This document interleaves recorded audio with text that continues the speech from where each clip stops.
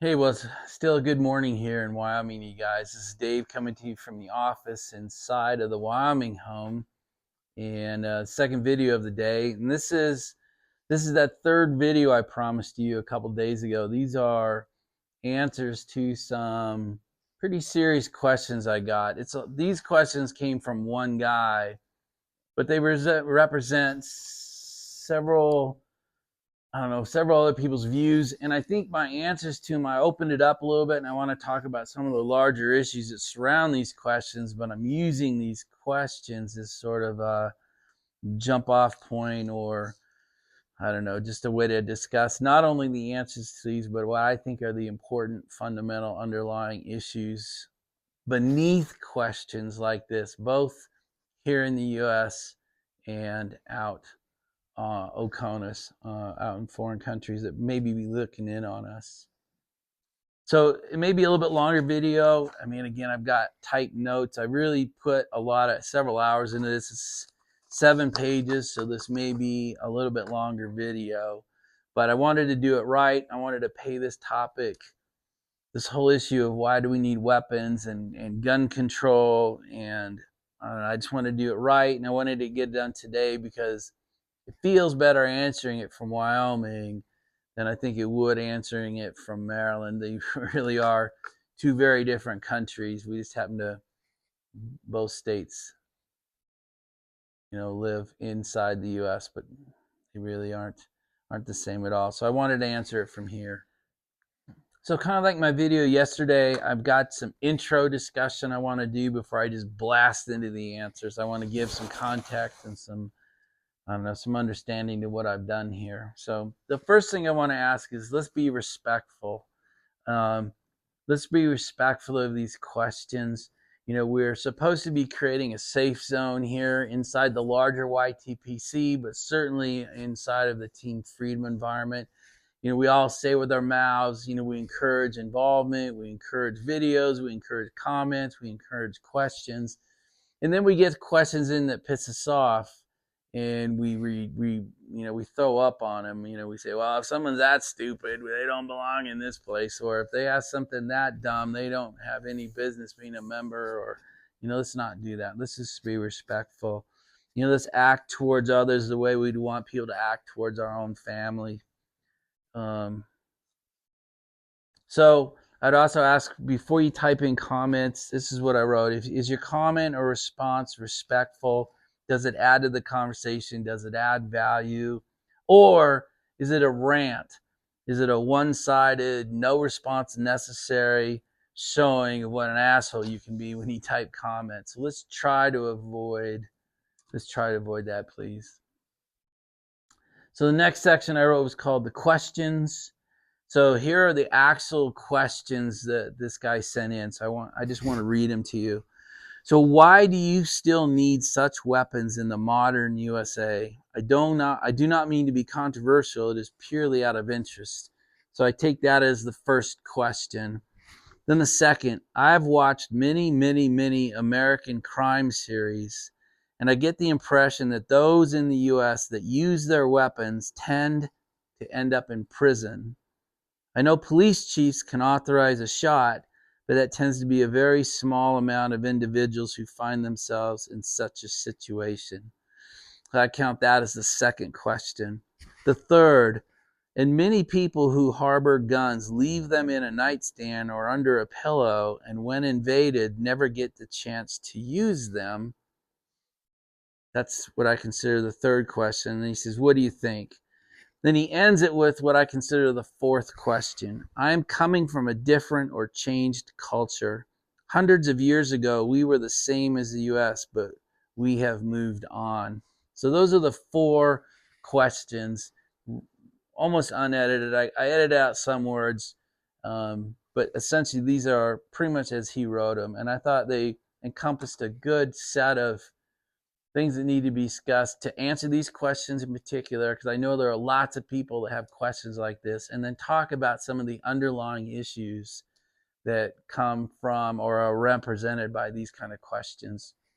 So that's what we'll head into next. So the first thing I did is I wrote a little intro into my answers. So here's what I wrote.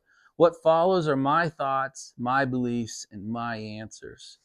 I am in no way trying to sway someone else, anyone else, to my beliefs. I'm not putting this video out to try to change anyone's opinions. I'm trying to get my thoughts and opinions out as part of the discussion. This is me answering what I thought were good questions that are probably held by many people both inside and outside of the US. So then I wrote the questions themselves. So as part of my responses about the questions themselves, I believe the questions themselves are a great example of how effective the mass media has become in replacing reality with the projection of the fantasy we are supposed to believe exists today. I believe the questions are a great demonstration of how cucked we are without even knowing it, how effective the government's control of the message surrounding issues such as weapons and many others has become. I believe the questions demonstrate a belief in the nanny state so deep, so innate that we don't even realize how dependent we are on the government protecting us and on the government will take care of us. I believe that is a belief system that is rampant throughout the Western world now. We believe in our governments take care of us, the governments are doing the right thing for us. You know, we don't need these kind of weapons anymore. The government does it for us.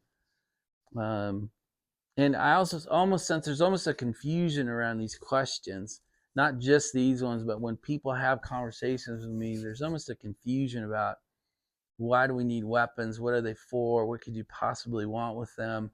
You know, we're totally safe. They represent a danger to our society. There's just this confusion based versus reality. So I just wanted to get those out there. So I just thought the questions themselves kind of brought up another set of questions or another set of concerns that I had. So the next part of the intro to my answers is my belief that the basis of these kind of questions and discussions are all they're all upside down. I wrote, I believe the basis for these types of questions and the strategy that sits behind them rest on an upside down belief system. You know, the governments, the elites have been able to turn these kind of conversations completely upside down from the way they should be. And I've got some examples for you. We are being asked, why do you need these weapons? Instead of, why do you desire to take the weapons away from me? Right? It's backwards, right? We were granted the right, and now you're trying to take it away from us. And instead of asking about that, you're telling me I've got to justify why I need them. I just thought that was upside down. We are being asked, why do law-abiding citizens need to own these weapons? Instead of, why don't we make the punishment for gun crime so painful it becomes an actual deterrent, right? We're asking the wrong questions, and I think it's by intent. Right? They're asking the upside down questions like, hey, why, as a law-abiding guy, do you need these weapons? And I want to say, why in God's name aren't you making it so painful to commit gun crime that you actually deter gun crime? Right? It's just bizarro world anymore. We are taking action to disarm the law-abiding public, to protect the public from the criminals who own guns. That's insane. So let me give you an example using something else. When the U.S. went after drunk driving, we did not remove car ownership or driver's licenses from all the lawful people, right? We went after the actual crime. We made the crime of a drunk driving under the influence so painful it actually impacts behavior. We didn't go to all the people who don't drive drunk and say you got to turn in your cars. Right? You have no right to drive a car anymore, or give me your driver's license so it's illegal, right? That would be bass backwards, right? I mean, so why are we doing it with weapons?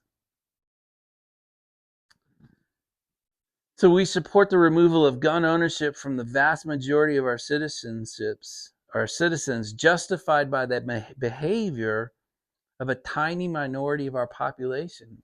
Why are we allowing this? You're going after a major part of our population, and you're using as justification this tiny little group of people who commit gun crimes. I mean, it's totally backwards.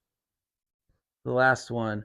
Our mass media glorifies the criminal use of guns but ignores the lawful use of weapons to defend people, defend property, and stop crime. You do not hear about that. Only the criminal element is shown. We only get the bad stories and the bad side of stories, and I believe that's by intent. There are a lot of good stories, and there are websites out there that are trying to capture that and put out there. There are lots of stories where a private citizen stopped a crime, killed a criminal, saved a life, prevented a theft or a robbery with the lawful use of a weapon, and we're not even charged, and then many times aren't even arrested because it was a clean shoot. But you never hear about that. You only hear about the bad side of the story. Anyway, so that's my whole, I think this whole argument is upside down, and the wrong questions from the wrong perspective are being asked. But I'm not going to hide behind that. I'm going to move on and actually talk my answers now. I just wanted to use this opportunity to point out that the whole thing is upside down. All right, guys, we're going to move into question 1, and I have 5 direct answers to this question. So, and this is the question: why do you still need weapons in the modern USA? All right, let me go make sure I read the answer. Why do you still need such weapons in the modern USA? All right, that's question number 1. I have 5 answers to that question. I believe the right to bear arms is clear in the Second Amendment. I further believe this right was granted to the general citizenry of the United States for nothing to do with hunting, right? That's the other red herring they throw up. And everything to do with giving a bad government pause. Okay?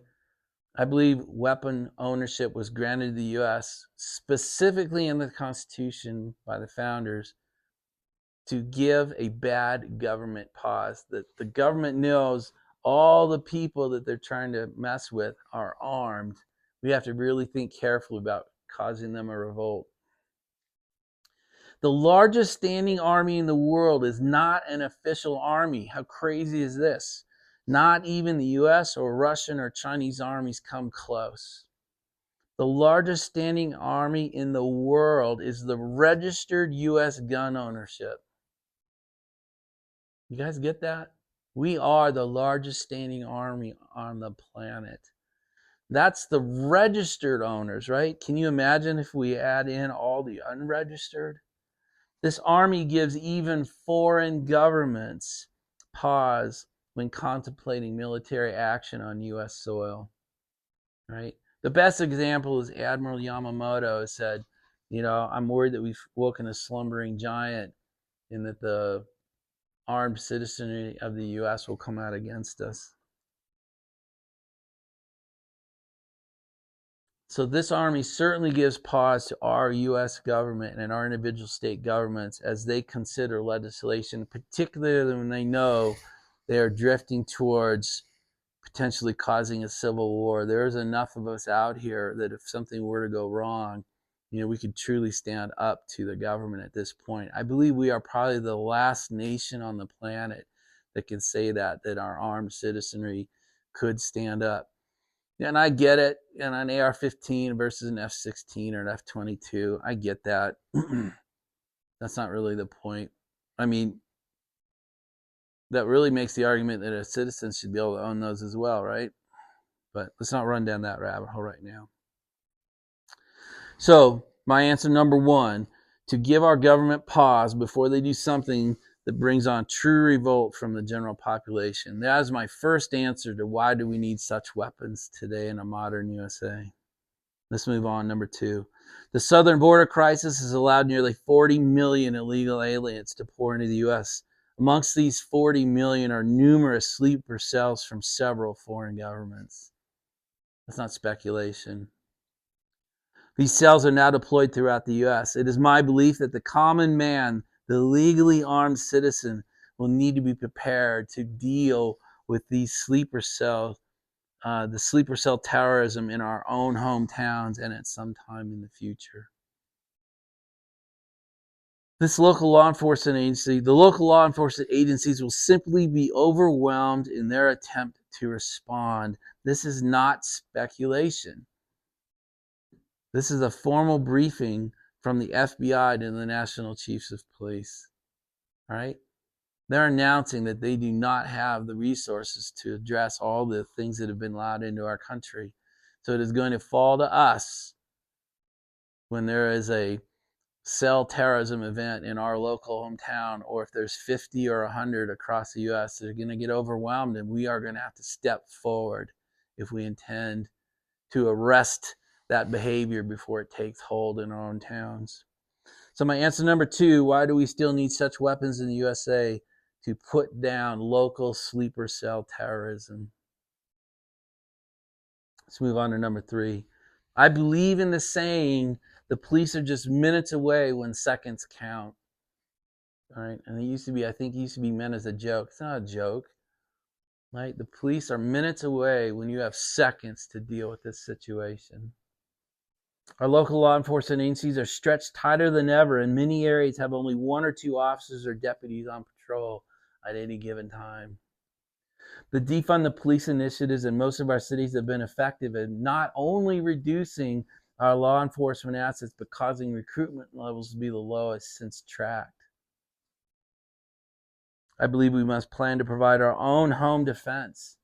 The criminals are getting stronger. Our law enforcement is getting weaker. I believe we must fill the gap ourselves. The criminals are well armed. We must be as well. So my third answer, why do you still need such weapons in the modern USA? My answer number 3 is to provide our home defense when law enforcement cannot respond, to give pause to anyone with bad intentions towards me or mine. Let's move on to number 4. I believe the world is headed towards some sort of shit hits the fan or SHTF event or series of events. This could take the form of outright world war, a world financial crisis, a worldwide health crisis, or a scenario I'm not even yet aware of. I mean, we don't know all the things that could go wrong out there, but we know there are several things sliding off the shelf right now. The cheese is sliding off the cracker, as they say. I'm not claiming to know what it will be. I'm not claiming to know when it will happen. I'm not even saying it's 100% chance that we could go into a world war or a world calamity. I'm not saying it's 100%, but I do believe it's sufficiently probable we should be prepared for it. So the COVID worldwide shutdown showed us in 2020, 2021, and 2022 just how fragile our systems and our supply lines can be. I believe in taking precautions. I believe in being ready in case such an event occurs.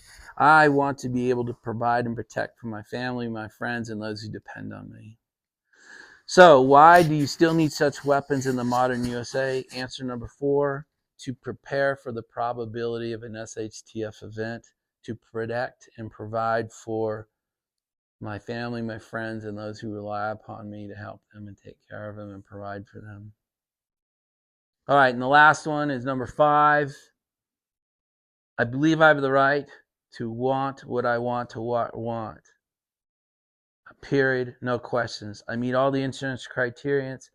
I have lived a life that has not violated any of my rights. So, why do you still need such weapons in the modern USA? My answer number 5 is because I fucking want them. I have both the right and the means to own them, and that is my reason number 5, my answer number 5. So those are the 5 answers I have to question number 1. All right, guys, let's move on to question number 2. I'm going to reread it to you. I have watched many American crime series, and I get the impression that those in the U.S. that use their weapons tend to end up in prison. I know police chiefs can authorize a shot, but that tends to be a very small amount of individuals who find themselves in situations. All right, so my response to number 1, American TV reflects in no way actual life here. We should watch that crap for entertainment if you choose, but I would not confuse it with education. Mass media is scripted and intended to depict the accepted version of the facts. You will only see stories that are approved and support the larger message of guns bad, gun ownership bad, removing guns from the population makes things safer for everybody. I don't care what TV show you watch or what series you watch, or if it's supposedly reality TV, it will be scripted to go down this road. You will never see the good side of any gun use story. All right, my second response to this is people who use their weapons tend to end up in prison. Factually, this is just not true if they are used in the proper manner. I'm not talking about the rogue idiot who goes off and does something stupid. Many of our states have stand your ground rights now, and that allows a citizen to defend themselves with deadly force if their life is threatened. Even those states here that have responsibility to flee, and that's my state. I live in Maryland, and it is a responsibility to flee. I have a responsibility to flee a criminal situation or my life is endangered situation. I have to demonstrate, if I choose to use deadly force, I have to prove that I could not flee from the situation. Except, even in those states, the exception is inside your own home. We are authorized to use deadly force inside our own home when our lives are threatened. There are many such incidents throughout the U.S. in which charges are not filed. And many times arrests are not made once the shooting situation is clarified by law enforcement. Of course, so this is the caveat, right, to everything, right? Of course, we must all be very judicious in the use of deadly force. And that's part of the responsibility. You should expect private lawsuits. They are a common practice from the family of the shooting victim. There are many incidences where poor aim, not knowing how to use a weapon, or not clearing the background of your shot are user errors, and they can get you in real trouble. I'm not trying to deny that. But this does not change the fact that good, clean shootings occur often in the U.S. and the shooter does not go to jail. We could do a whole program on researching the statistics of private gun usage, but the lawful, accepted, non-arrested use of weaponry is very hard to find today. That is a hidden treasure chest that you have to go dig around for. All right, my third response to this is police chiefs often hold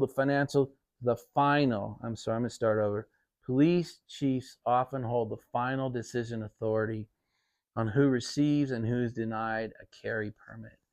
I'm aware of that in many jurisdictions in our country.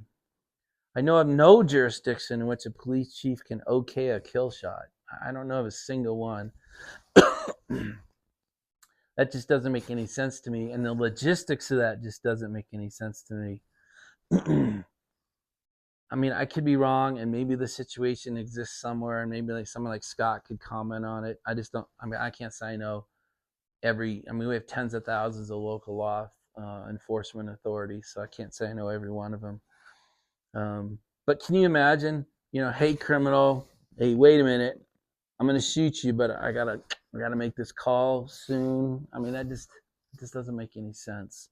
So I don't see that being see that part of that being fact at all, that police chiefs can authorize a kill shot. I just don't think that's true. I'll let others ring in on that, though. I could be wrong. All right, let's move on to question number 3. I'll read it out for you. And many people who harbor guns leave them in a nightstand or under a pillow, and when invaded, never get the chance to use them. I've written 4 responses to this. Response number 1, I'm sure there are people who store their weapons in places that cannot retrieve them in time to address a home invader. I'm going to grant that one to you. I mean, I'm sure people have guns stored, and then somebody comes in and they can't get to it in time, and they either get shot or something happens. They can't address the home invasion. I'm sure that's true. My response number 2, I know of no one who keeps a loaded weapon under their pillow. There are probably people who do that, but it is ridiculously stupid, and I'm willing to bet it is a tiny portion of the gun-owning community who would do such a thing. My third response is that it is my belief that a weapon is a last resort choice. There are many other steps that should come first. For example, a security system, a camera system, a pet that also serves as a watch or guard dog, automated outdoor lighting, locking your doors and windows. It is my belief that your lifestyle must be analyzed to determine the location of firearm storage. That sounds so basic, right? What I mean is, like, where do you watch TV at night? Where do you work out when you're by yourself and probably near your bed? This layered approach to safety is how a person should be able to avoid, never get the chance to use them. So that might mean you store weapons in multiple locations, or you move the weapon as you go through your day, as you transition from day to evening to night. I don't know, but I just think this concept of there's so many people that store their weapons so stupidly they can't use it during a home invasion. I kind of refute that, but I don't have the data, so I'm just trying to give you my thoughts. And then my last response to this, my fourth response, is just because there's a vast, tiny minority of super stupid people in the gun ownership community, that should have absolutely no impact on my right to own a weapon. All right, guys, last question, fourth question. I'm going to read it again. I am coming from a different or changed culture. Hundreds of years ago, we were the same as the U.S., but we have moved on. So I have three responses. This is the part of the questions that concern me the most. It demonstrates a level of being brainwashed or cucked at such a deep level that we may not even realize how compliant you've become. It's my belief that the UK has regressed to medieval times. The only armed people are the elite and the thugs. I mean, that was the definition of the medieval world, and I don't think you've moved on at all. I think you've regressed for 500 years. My response number two, the UK has so completely got their boot on your neck in regards to firearms. They've even moved on to knives, and now I'm hearing clubs and sticks, right? So soon you won't be able to own toenail clippers or fingernail files. And what about nail guns and things like that? I mean, I just think your society has become so compliant for so long, you just don't realize what you've let go and what you've lost. And I'm worried that you're papering that over with, well, we've moved on. And so my third response is the concept of moved on is such an enticing one, and one I truly wish could exist, right? As a human being, if we could remove weapons from all human beings, could we live in a utopian society? Clearly the answer is no. So, however, I believe the concept of any nation moving on from an armed citizenry has only resulted in nothing more than being invaded or totally collapsed. I don't think we can come up with a single example of a society that was disarmed by their government and then went into kind of a utopian existence. All the examples I'm aware of are the exact opposite. So, gosh, I hope I'm wrong. I hope somebody can say, no, there's a great nation out here that disarmed its citizens and everyone's living happily together, but I doubt it. So, guys, that's it. That's the whole video. 4 questions, what I think are wrong with the questions, what I think are wrong with the foundation that they sit upon, and then my real thoughts on trying to give good answers, not just for the guy who asked, but for anybody who's in this larger debate about, why do we need such things in today's world. I hope it comes across as I intended. I hope doesn't come across as too preachy or judgmental. But I just wanted to give it, just like yesterday, I wanted to give it from my heart and my gut and get these things out into the world so that others can hear it and maybe feel comfortable talking about it themselves. So that's it. It's coming up on noon on Friday, so I'm going to get this uploaded, and we will talk to you later, you guys. Bye now.